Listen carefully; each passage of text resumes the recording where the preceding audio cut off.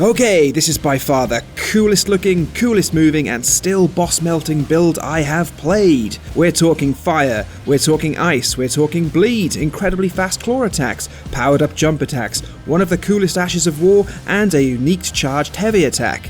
We have a straightforward talisman setup, and we can alternate the 4th slot, and all this is managed very easily. Ladies and gentlemen, I give you the Ice Raptor. Right, let's start with the gear and setup so we can wreck anything and everything. If you could leave me a like and subscribe, that would be awesome. Thanks. So our weapon of choice are the Raptor Talons plus 25, and thanks to patch 109, claws have been buffed. Then, to help us with our buffs, we have a finger seal and any staff that can be used at 15 intelligence. Gear-wise, to really get our boosts going, we have the White Mask boosting attack when bleed is in effect, the Raptor's Black Feathers increasing our jump attacks. Then we have 2 pieces of the Royal Remains set for some auto danger healing at 18% health and below, or if you want poise defense against light enemy attacks, you can pop in the Bull Goat's Arms and Greaves. In the talisman slots, we have 3 talismans that I don't tend to change out much, and then in the 4th slot we have some options for the given situation. So first we have the Lord of Blood's Exaltation working with the White Mask to increase the attack power when bleed kicks in. Then we have Millicent's Prosthesis, which is giving us plus 5 Dexterity and boosting our attack with successive hits. The Rotten Winged Sword Insignia also boosting our attack with successive hits. And then, depending on how you're playing, you can switch up the 4th talisman as follows. The Green Turtle Talisman to boost stamina recovery speed, the Godskin Swaddling Staff to restore health on successive hits, or the Claw Talisman to add further boost to jump attacks. In the Flask of Wondrous Physic, we have the Thorny Crack Tear, which is boosting attack with successive hits alongside our 2 talismans, and the Green Burst Crystal Tear boosting our stamina recovery. As for spells, we have Frozen Armament, Fire's Deadly Sin, and Golden Vow. Right, let's have a look at the stats then. I started with the Wretch class and I've capped the rune level to 150. We have Vigor at 55, Mind at 15, this allows us to use our buffs in 1 FP bar, Endurance is at 24, Strength we don't touch, Dexterity is at 75, we use Millicent's Prosthesis to make this 80, Intelligence at 15, Faith at 25, and Arcane we don't touch. Right, now let's talk about combat, shall we? So the main trick to this build is of course proccing Frost and Bleed. When an enemy is frostbitten, their defense is reduced by 20%, and with Bleed proccing and attack power being boosted by Bleed and successive hits, we can really break enemies' health bars and melt them down. Now, as you know, fire actually resets the frost status, but it seems that the enemy's reduced defense doesn't reset. This is great. So, by casting Fire's Deadly Sin, we can actually inflict frostbite, remove the timed element of the effect, and immediately start building it up again, thanks to the fire aura removing the frost. This means we can keep applying frostbite as quickly as possible.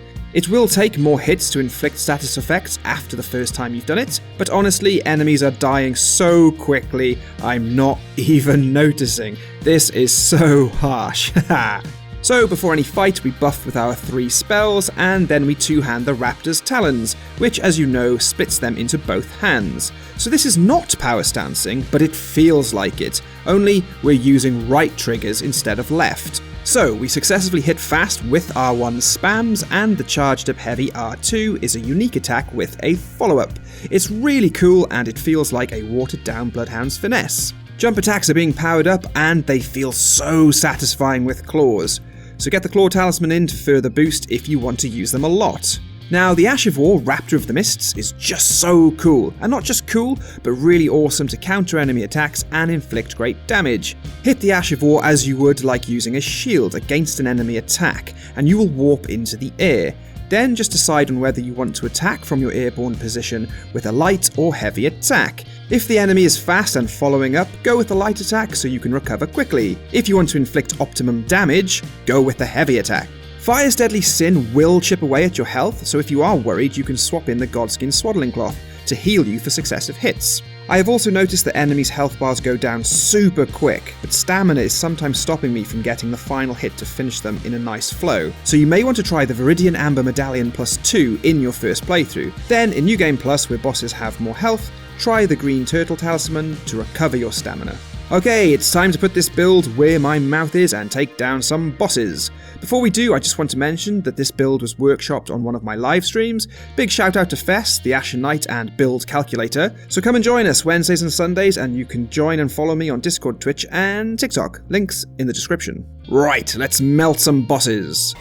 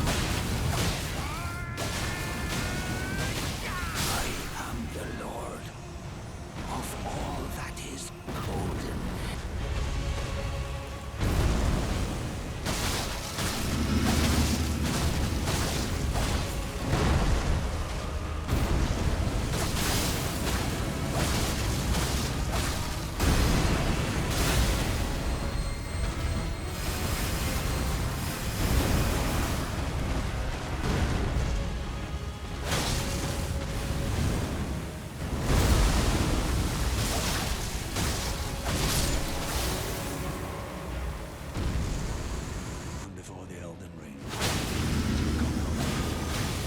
It's a sad state of affairs. I commend your spirit, but alas, none will take the throne. I rule in my bones.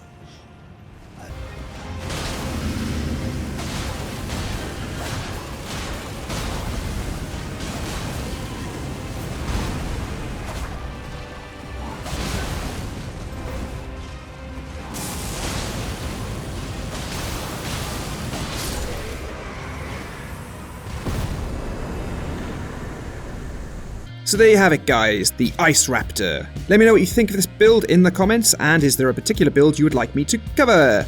All the best, guys, and I'll see you in the next one. Cheers!